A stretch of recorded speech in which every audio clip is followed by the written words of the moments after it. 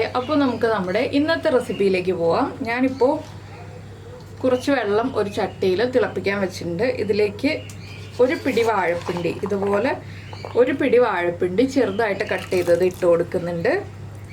ഒരു 4 പച്ചമുളകും ചേർക്കുന്നുണ്ട് കേട്ടോ.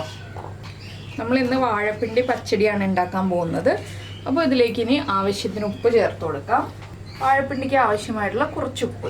ഇനി ഇതെല്ലാം ചേർത്ത് നന്നായിട്ടൊന്ന് ഇളക്കിയിട്ട് നമുക്ക് അടച്ചു വെച്ച് വേവിക്കാം. വാഴപ്പിണ്ടി കുക്കായി വരുമ്പോൾ നമുക്കിതിലേക്ക് വേണ്ട അരപ്പൊക്കെ റെഡിയാക്കി എടുക്കാം.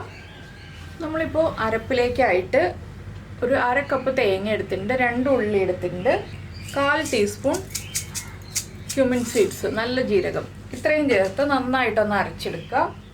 ഇപ്പോൾ നമ്മുടെ അരപ്പ് നമ്മൾ ഇതുപോലെ നന്നായിട്ട് അരച്ചെടുത്തിട്ടുണ്ട്. ഇതിലേക്ക് ഒരു 1/4 ടീസ്പൂൺ കടുകും കൂടി ചേർത്ത് ഒന്നുകൂടി ഒന്ന് അരച്ചെടുക്കണം. കടുക് നന്നായിട്ട് ഫൈൻ പേസ്റ്റ് ആയിട്ട് അരയണ്ട, ചെറുതായിട്ടൊന്ന് 2ആയിട്ടോ 3ആയിട്ടോ ഒന്ന് പൊട്ടി കിട്ടിയാൽ മതി നമുക്ക്.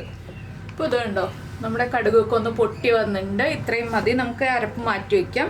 ഈ സമയത്ത് തന്നെ നമ്മുടെ തൈര്, കട്ടിയായിട്ടുള്ള തൈരാണെങ്കിൽ ഒന്ന് ഉടച്ച് വെക്കാം കേട്ടോ. ഒരു ഫോർക്കോ സ്പൂണോ യൂസ് ചെയ്തിട്ട് ഒന്ന് ഉടച്ച് വയ്ക്കുക. അതുപോലെ തന്നെ നമ്മുടെ വാഴപ്പിണ്ടി കുക്കായി കഴിയുമ്പോൾ നമുക്ക് ബാക്കിയുള്ള കാര്യങ്ങൾ ചെയ്യാം. ഇപ്പോൾ നമ്മുടെ വാഴപ്പിണ്ടിയും പച്ചമുളകും നന്നായിട്ട് കുക്കായിട്ടുണ്ട്. കുറച്ച് വെള്ളമുണ്ട് കേട്ടോ. ഞാൻ ഇതിലേക്ക് തന്നെയാണ് നമ്മുടെ അരപ്പ് ചേർക്കുന്നത്. അരപ്പിലധികം വെള്ളമില്ലല്ലോ. അരപ്പ് ചേർത്ത് നന്നായിട്ടൊന്ന് ഇളക്കി മിക്സ് ചെയ്യാം. ഇനി അരപ്പിലുള്ള വെള്ളം ഒന്ന് വറ്റുന്നത് വരെ നമ്മളൊന്ന് ഹൈ ഫ്ലെയിമിൽ തന്നെ വെച്ചിട്ട് ഒന്ന് കുക്ക് ചെയ്തെടുക്കുക. അരപ്പിലുള്ള വെള്ളം വറ്റും ചെയ്യണം, അതുപോലെ തന്നെ അരപ്പ് കുക്കാവും ചെയ്യണം. അപ്പോൾ ഒന്ന് വെള്ളം വറ്റി വരട്ടെ, അരപ്പ് കുക്കായി വരട്ടെ. അപ്പോൾ നമ്മുടെ അരപ്പ് കുക്കായിട്ടുണ്ട്. ഞാൻ ഫ്ലെയിം ഓഫ് ചെയ്തു. ഇനി ചട്ടിയുടെ ചൂടിലിരുന്നിട്ട് വീണ്ടും ഒന്ന് തിളച്ചുകൊണ്ടിരിക്കും കേട്ടോ. അതുകൊണ്ട് ഞാനിപ്പോൾ തൈര് ചേർക്കുന്നില്ല. ഇപ്പോൾ ഇനി നമ്മൾ വറവ് റെഡിയാക്കാനാണ് പോണത്. അതിനുശേഷം നമുക്ക് തൈര് ചേർക്കാം. അപ്പോൾ നമ്മൾ പാൻ വെച്ചു, വെളിച്ചെണ്ണ ചൂടാക്കിയിട്ടുണ്ട്. ഇതിലേക്ക് നമുക്ക് ആദ്യം കടുക് ചേർത്ത് കൊടുക്കാം. ഒരു 1/2 ടീസ്പൂൺ കടുക് മതി. കടുക് പൊട്ടി തുടങ്ങുമ്പോൾ കടുകിൻ്റെ കൂടെ തന്നെ 1/4 ടീസ്പൂൺ ഉലുവയും കൂടി ചേർത്ത് കൊടുക്കുക. ഇതിലേക്ക് ഒരു 2-3 വറ്റൽമുളകും അതുപോലെ തന്നെ 2 തണ്ട് കറിവേപ്പിലയും കൂടി ചേർക്കാം.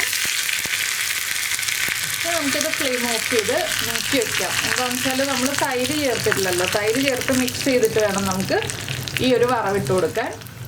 അപ്പോൾ നമ്മുടെ വാഴപ്പിണ്ടിയുടെ ചൂടൊക്കെ ഒന്ന് കുറഞ്ഞു വന്നിട്ടുണ്ട്. ഇതിലേക്ക് നമുക്ക് തൈര് ചേർത്ത് കൊടുക്കാം. ഉടച്ചു വെച്ചിരിക്കുന്ന തൈര് നിങ്ങളുടെ പുളി അനുസരിച്ച് ചേർക്കുക. ഞാനിപ്പോൾ ഒരു 1/2 കപ്പിൽ മേലെ തൈര് എടുത്ത് വെച്ചിട്ടുണ്ട്. പക്ഷേ 1/2 കപ്പ് തൈരും ചേർക്കുന്നില്ല കേട്ടോ. പുളിയുള്ള തൈരാണ്, അതുകൊണ്ടാണ് കുറച്ച് ചേർത്തത്. 1/4 കപ്പിൽ കൂടുതൽ തൈര് ചേർത്തിട്ടുണ്ട്. ഇനി നമുക്കിതിലേക്ക് വറവും കൂടി ചേർത്ത് കൊടുക്കാം.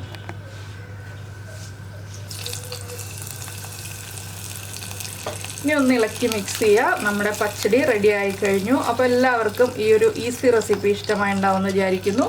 ഇഷ്ടമായിട്ടുണ്ടെങ്കിൽ നിങ്ങളൊന്ന് ലൈക്ക് ചെയ്യാനും ഷെയർ ചെയ്യാനും കമൻറ്റ് ചെയ്യാനും ഒക്കെ ഒന്ന് മറന്നു പോകരുത് കേട്ടോ. അപ്പോൾ നമുക്ക് നമ്മുടെ അടുത്ത റെസിപ്പിയുമായിട്ട് അടുത്ത ദിവസം വീണ്ടും കാണാം.